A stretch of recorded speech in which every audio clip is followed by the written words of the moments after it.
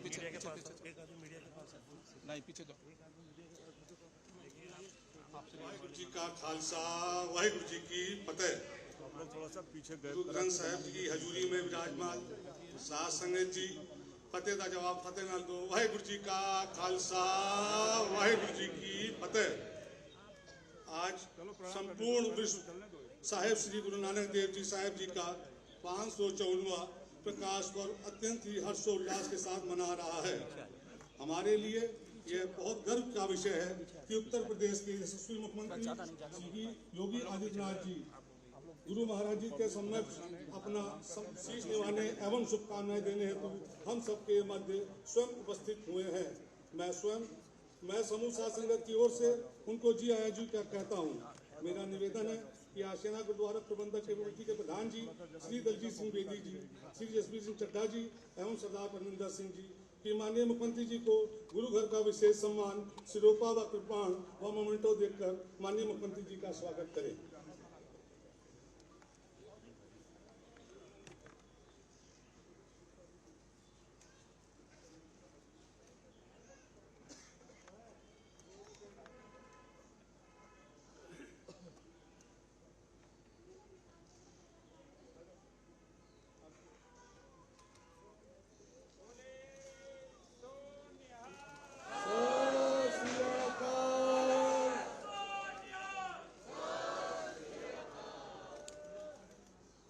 इसी क्रम में तराई से विशेष तौर पर आए सरदार सतनाम सिंह जी, सरदार जगतार सिंह जी, सरदार निर्मल सिंह जी माननीय मुख्यमंत्री जी को सम्मानित करेंगे।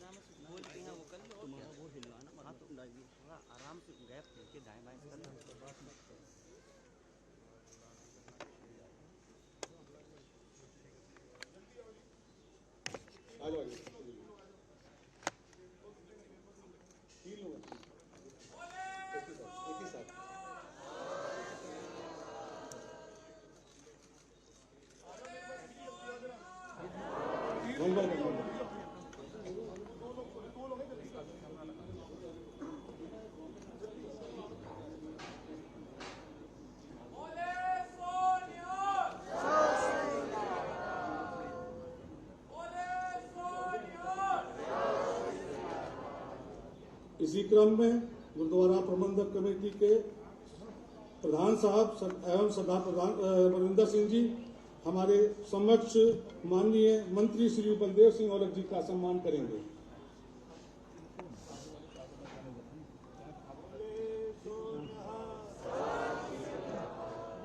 इसी क्रम में माननीय महापौर श्री सुषमा खड़गवाल जी का स्वागत सरदार परमिंदर सिंह जी व गुरुद्वारा प्रबंधक कमेटी के मेंबर करेंगे। स्वागत उद्बोधन श्री परमिंदर सिंह जी, कृपया स्वागत उद्बोधन दें। गुरु ग्रंथ साहब जी महाराज जी की पावन जोग इत्थे विराजमान है। जुगो जुगटल साहब श्री गुरु ग्रंथ साहब जी महाराज जी हजूरी च बैठी साध संगत जी फतेह का जवाब गज के देना।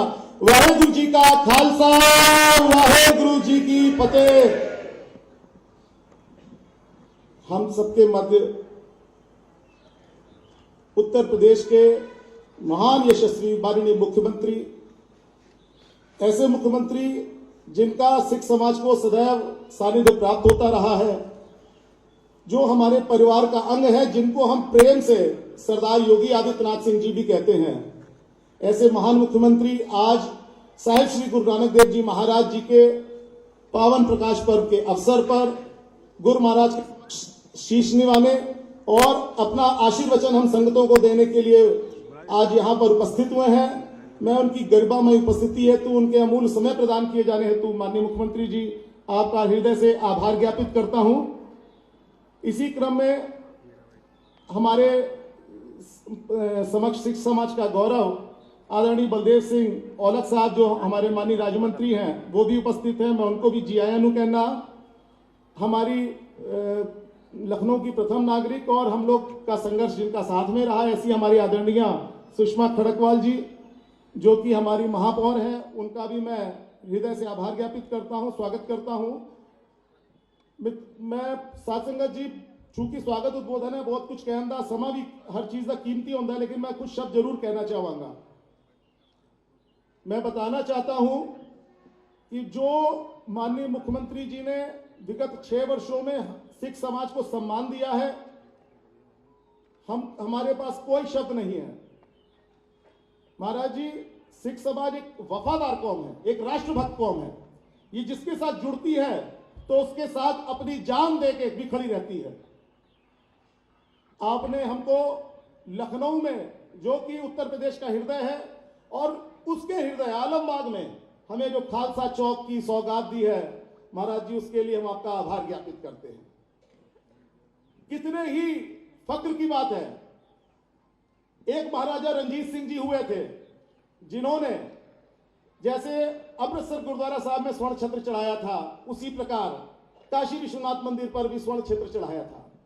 न्यायप्रियता किसी शासक की देखनी हो तो जैसे भगवान राम की बात करते हैं, उसके बाद महाराजा रणजीत सिंह कालांतर में 40 वर्षों तक उन्होंने शासन किया, और सिखों की आबादी मात्र 6% और 51% मुस्लिम आबादी, 42% हिंदू आबादी, और 40 वर्षों तक प्रत्येक प्रजापालक जो होता है। आज मैं जब माननीय मुख्यमंत्री जी को देखता हूं और जिस प्रकार से उत्तर प्रदेश में धार्मिक स्थलों का जीर्णोद्धार हो रहा है, मैं ये देखता हूं, चाहे आजमगढ़ का गुरुद्वारा हो, चरण पादुका साहब, वहां 51 लाख रुपया देना हो जीर्णोद्धार के लिए, गोरखपुर के गुरुद्वारों के लिए धनराशि जारी करनी हो, अन्य जगहों पर जीर्णोद्धार कराना हो।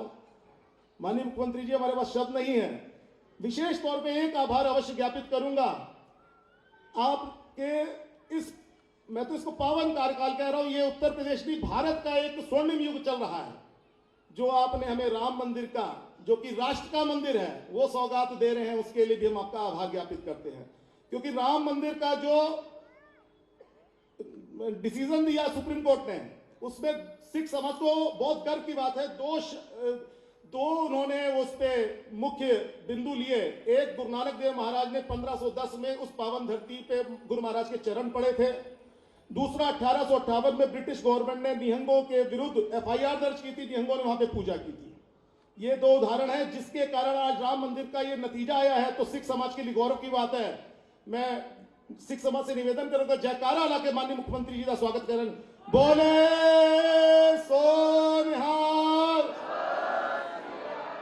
पुनः बहुत बहुत आभार, मैं आपका हृदय से आभारी हूं माननीय मुख्यमंत्री जी, धन्यवाद।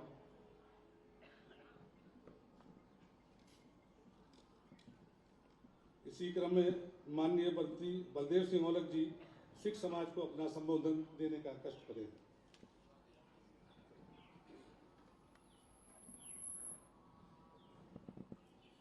महाराज की हजूरी च बैठी गुरु रूप साध संगत, वाहिगुरु जी का खालसा, वाहिगुरु जी की फतेह। अज असी एक महान गुरु के जन्म दिहाड़े नूं मनाउण वास्ते आपां आशियाना गुरुद्वारे दे विच सारी संगत जिहड़ी इकट्ठी हुई है, और साडे यूपी दे मुख्यमंत्री जिहड़े कि बहुत ही सिखां दे प्रति प्रेम, सिखां दे गुरुआं दे प्रति लगाव, सिखां दे गुरुआं दे प्रति आस्था, इन्ना वड्डा भंडार उन्हां दे मन दे विच गुरुआं दे प्रति सत्कार दा, ऐसे साडे मुख्यमंत्री गुरु घर बैठे माननीय ते सम्मानित योगी आदित्यनाथ जी, इस गुरुद्वारे के प्रधान आदरणीय जसपाल सिंह बेदी जी, महासचिव चड्डा जी, अल्पसंख्यक आयोग के मैंबर सरदार परमिंदर सिंह जी,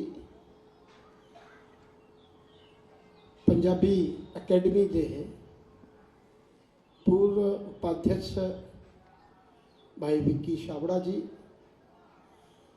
लखनऊ की महापौर साड़ी भैन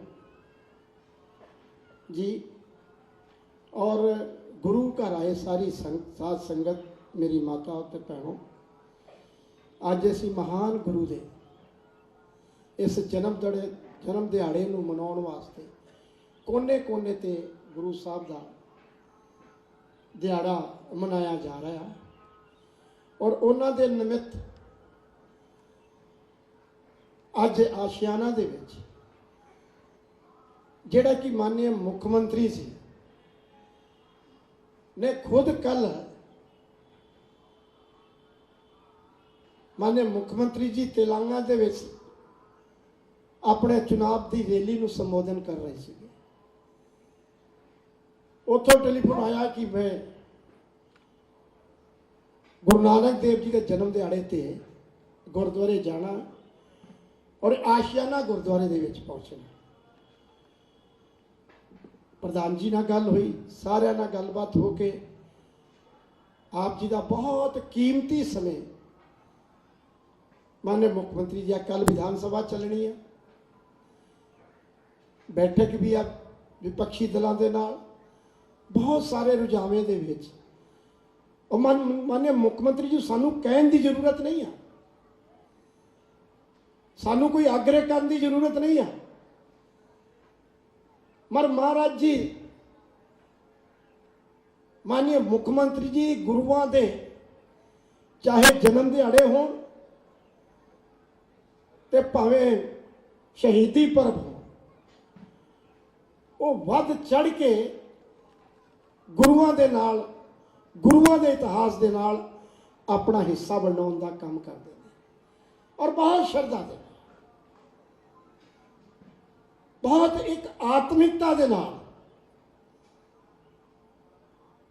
ਉਹ ਗੁਰੂਆਂ ਦੇ ਇਤਿਹਾਸ ਨੂੰ ਮੱਥਾ ਟੇਕਦੇ ਨੇ, ਗੁਰੂਆਂ ਦੇ ਇਤਿਹਾਸ ਨੂੰ ਨਮਨ ਕਰਦੇ ਨੇ। ਔਰ ਕੋਈ ਵੀ ਸਮੇਂ ਇਸ ਤਰ੍ਹਾਂ ਦਾ ਨਹੀਂ ਹੁੰਦਾ ਕਿ ਜਿਹੜਾ ਕਿਤੇ ਮਾਨਯ ਮੁੱਖ ਕਰੋਨਾ ਦੇ ਟਾਈਮ ਤੇ ਵੀ ਜਿੱਥੇ ਆਦਮੀ ਮਿਲਣਾ ਨਹੀਂ ਸੀ ਚਾਹੁੰਦਾ, ਕਰੋਨਾ ਦੇ ਟਾਈਮ ਤੇ ਕੋਈ ਘਰੋਂ ਬਾਹਰ ਨਹੀਂ ਸੀ ਨਿਕਲਦਾ, ਉਸ ਸਮੇਂ ਵੀ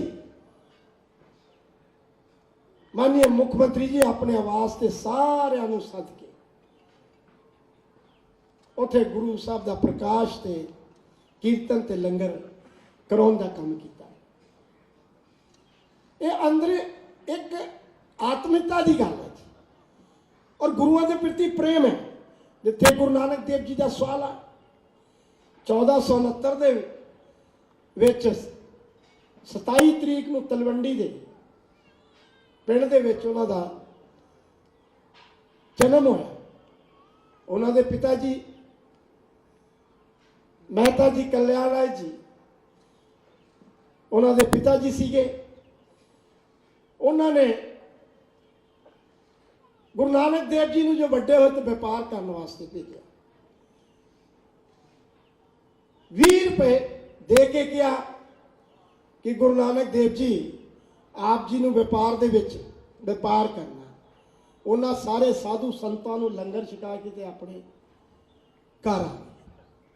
ਮਤਲਬ ਸ਼ੁਰੂ ਤੋਂ ਹੀ ਉਹਨਾਂ ਦਾ ਇੱਕ ਅਲੱਗ ਹੀ ਇਤਿਹਾਸ ਸੀਗਾ।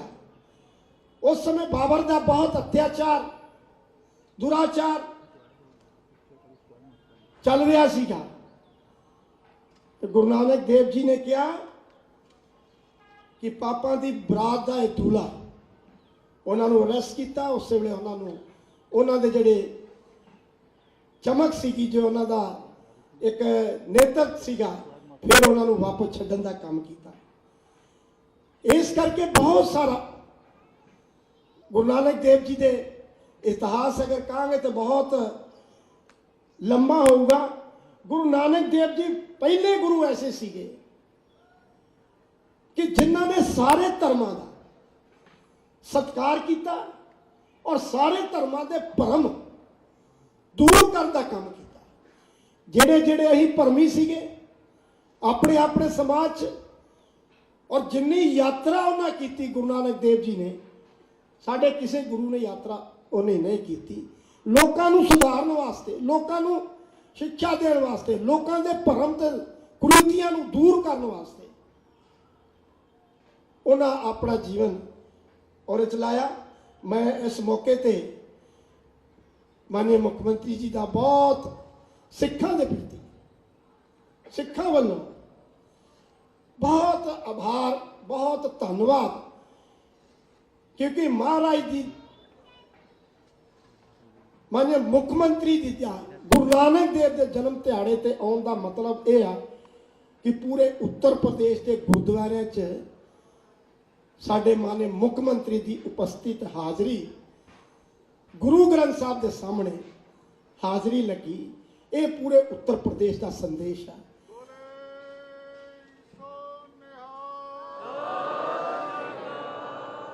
इस करके आप पूरे अपने मुख्यमंत्री जी को सुनना चाहते हैं, जिन्हों ने गुरुओं के बारे बहुत सारा इतिहास सानू जानकारी नहीं है, जिन्नी साडे माननीय मुख्यमंत्री जी को जानकारी सिखा दे और गुरुओं के इतिहास के बारे आ, वो हुणे आप जी के सामने भी इत्थे आन के गुरुओं के बारे आप जी को दसणगे।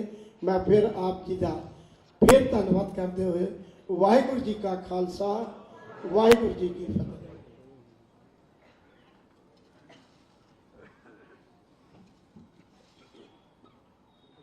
माननीय मुख्यमंत्री श्री योगी आदित्यनाथ जी से अनुरोध है कि अपने आशीर्वाद से अनुग्रहित करने का कष्ट करें।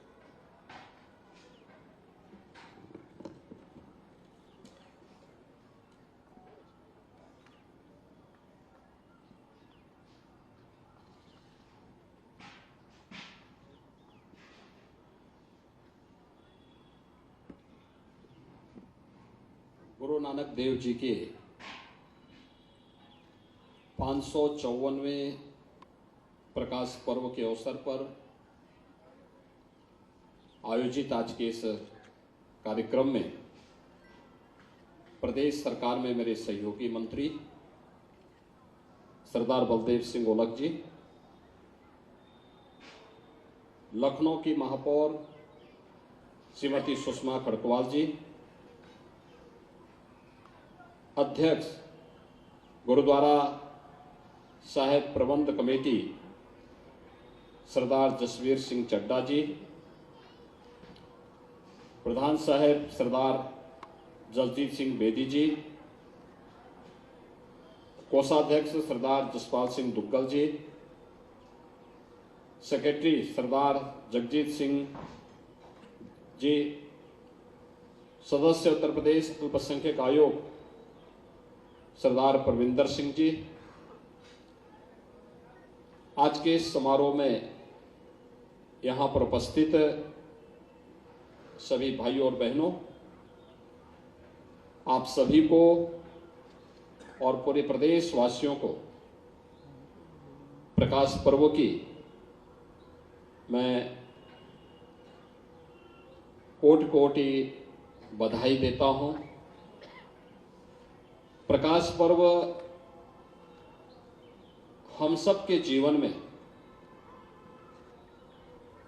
गुरु कृपा से इसी प्रकार का प्रकाश पहुंचाता रहे, इसके लिए मैं आप सबके प्रति अपनी शुभकामनाएं भी देता हूं। ये मेरा सौभाग्य है कि आज मुझे प्रथम सिख गुरु गुरु नानक देव जी के इस पावन प्रकाश पर्व पर इस पावन गुरुद्वारे में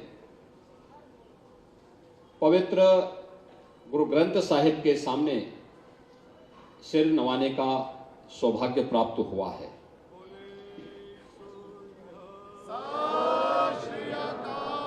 हम सब जानते हैं सिख गुरुओं का जो त्याग है, जो बलिदान है, जो उनकी पावन भक्ति है, शक्ति है, जो साधना है, वह देश के लिए और धर्म के लिए अनुकरणीय बना रहा है। गुरु नानक देव जी का जन्म ननकाना साहिब में हुआ, लेकिन पूरा भारत उनसे अनुप्रेरित था, और भारत ही नहीं, बृहत्तर भारत, उससे बाहर भी उनका प्रकाश किस रूप में फैला, यह हर व्यक्ति जानता है। और आज ये हमारा सौभाग्य है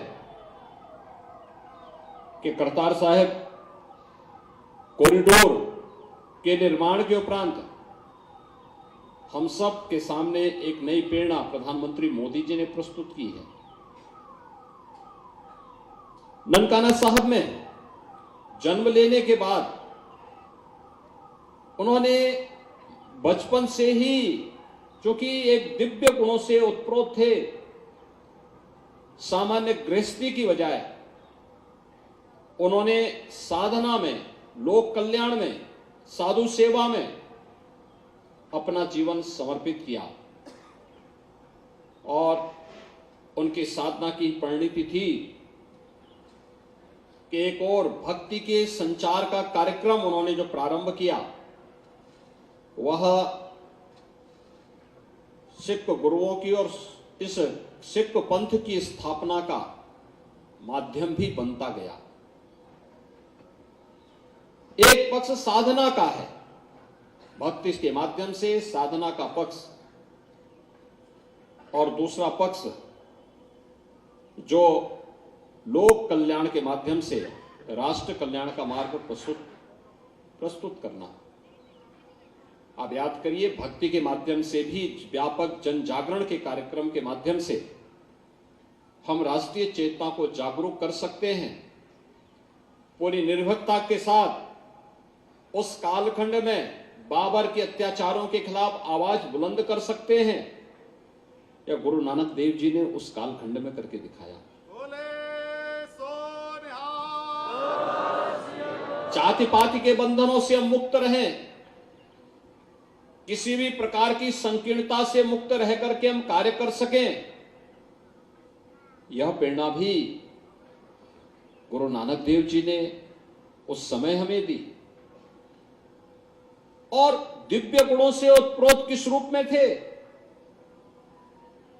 यह तो हम सबके सामने मक्का की वो घटना भी सामने आती है।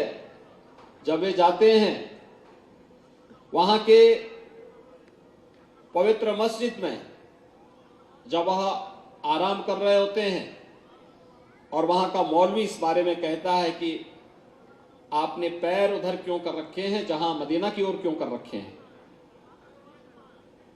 तो उन्होंने कहा कि भाई मुझे तो बताओ, जहां ईश्वर का अंश नहीं है मेरे पैर उधर कर दो। देखा कि जहां गुरु नानक देव जी के पैर वह करता है उधर ही उनको मदीना दिखाई देता है।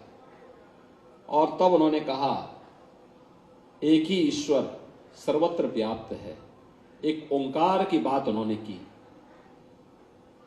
भाइयों बहनों, साधना के कितने गूढ़ रहस्यों से भरा पड़ा है। ये सिख पंथ किसी से छुपा हुआ नहीं है। गुरु नानक देव जी ने उस परंपरा को जिस मजबूती के साथ आगे बढ़ाया, वह साधना से भक्ति की प्रकाष्ठा को पार करते हुए, आगे बढ़ते हुए, व्यापक धर्म जागरण के कार्यक्रम के साथ जुड़ते हुए आने वाले समय में देश और धर्म की रक्षा करने के लिए जिस रूप में कार्यक्रम आगे बढ़े, यह गुरु तेग बहादुर जी और गुरु गोविंद सिंह जी महाराज और उनके 4 साहबजादों के बलिदान के साथ साथ हजारों सिखों के देश और धर्म के लिए बलिदान की एक कथा देश के लिए एक नई शक्ति देती है, एक नई प्रेरणा प्रदान करती है।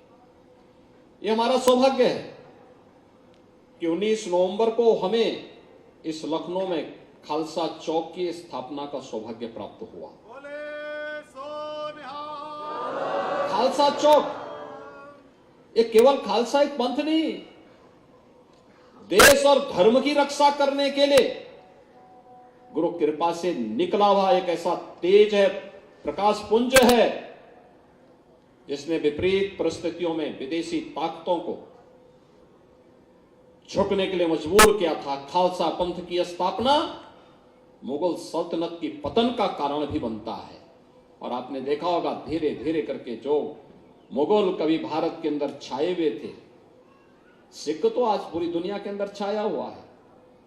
जहां कहीं देखो आपको सिख मिल जाएंगे, लेकिन वो मुगल सत्ता कहां चली गई कोई पूछता भी नहीं है।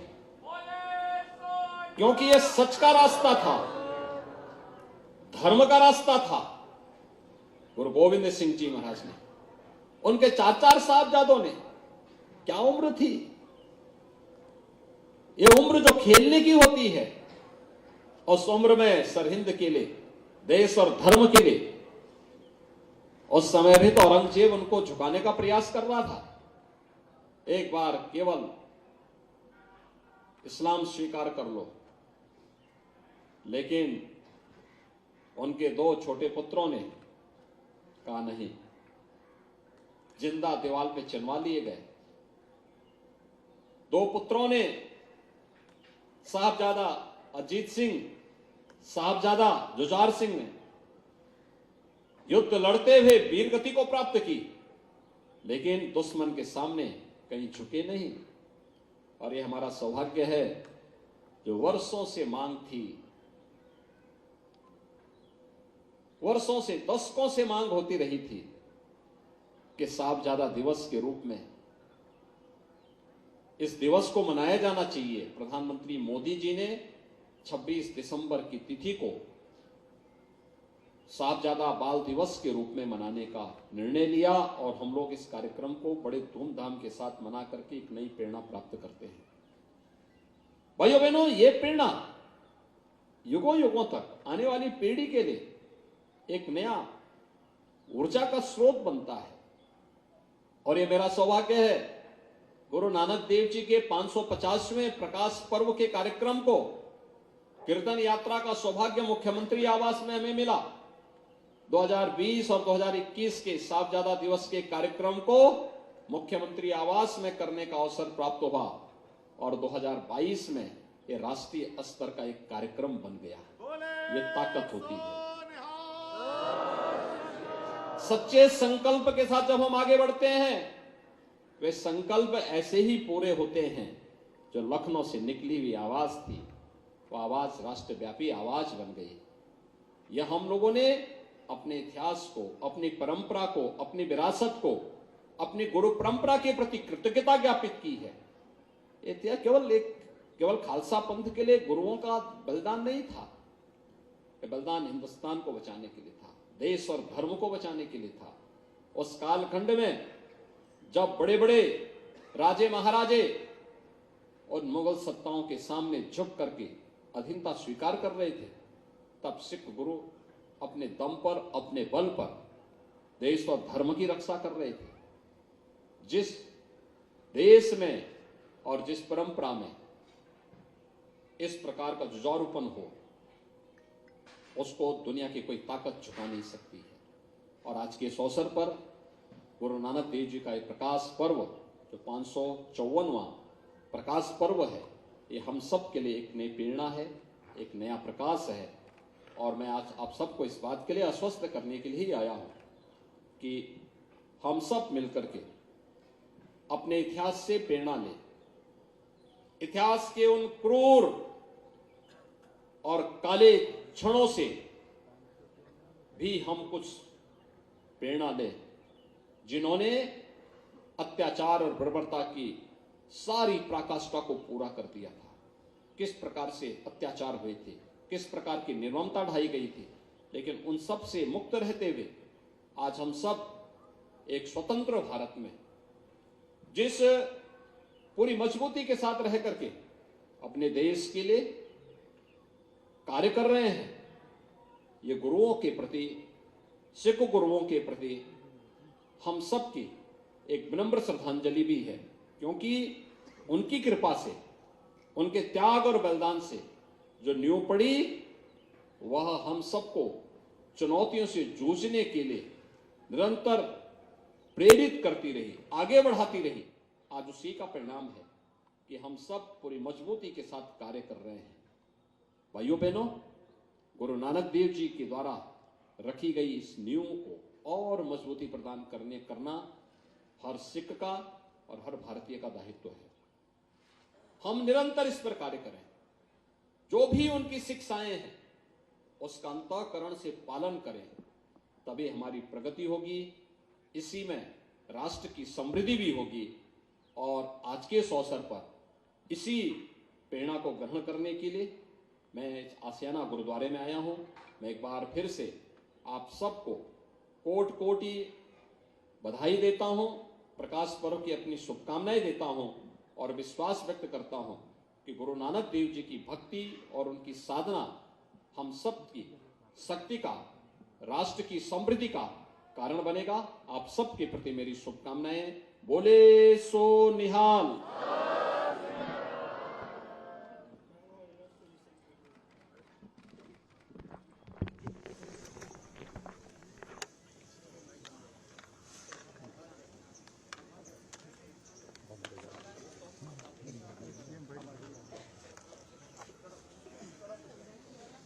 मैं गुरुद्वारा प्रबंधक कमेटी की तरफ से माननीय मुख्यमंत्री श्री योगी आदित्यनाथ जी का एवं माननीय राज्य मंत्री श्री बलदेव सिंह औलख जी का अत्यंत ही आभार ज्ञापित करता हूँ।